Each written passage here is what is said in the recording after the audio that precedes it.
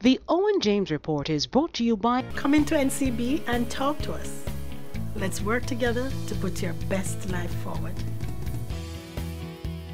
NCB understands that in these tough economic times, it may be difficult to stay on top of your finances. If you're concerned about your ability to meet your monthly loan or credit card commitments, we would like to help. Let's work with you to improve your current financial situation with practical solutions, like debt consolidation or debt restructuring to review your monthly commitments. Come into NCB and talk to us.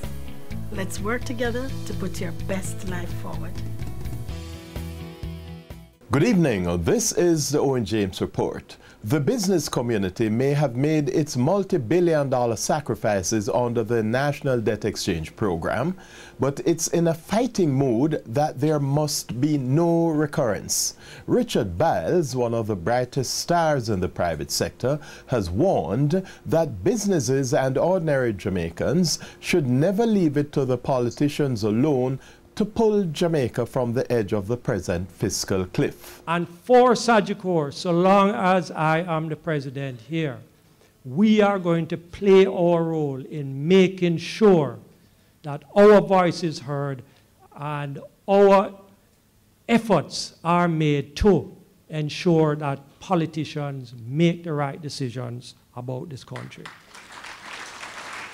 Biles noted that Sagicor Jamaica Group's experienced revenue growth of 10% to $32 billion last year and net profit increasing by $5.8 billion or 5%, and praised the team which made this possible in a challenging economic environment in which a new asset tax shaved over $500 million off the company's earnings.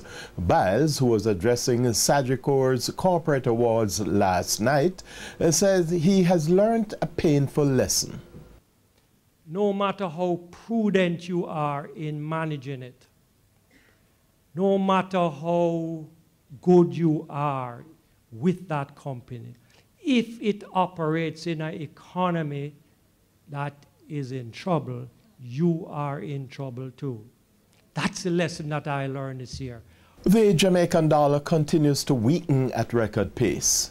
Put another way, the benchmark American dollar strengthened by 16 cents Jamaican to a new record high average selling rate of $98.19. The Canadian dollar is not far behind, appreciating by 95 Jamaican cents to close at $97.91 Jamaican. Sterling jumped by $1.55 Jamaican to close at $150.10. Finally, news on the market now, and on a day of moderate activity when just over 2 million shares traded, losses by 5 financial stocks mainly triggered modest declines in the indices. The main JC index lost 53 points, or 0.06%.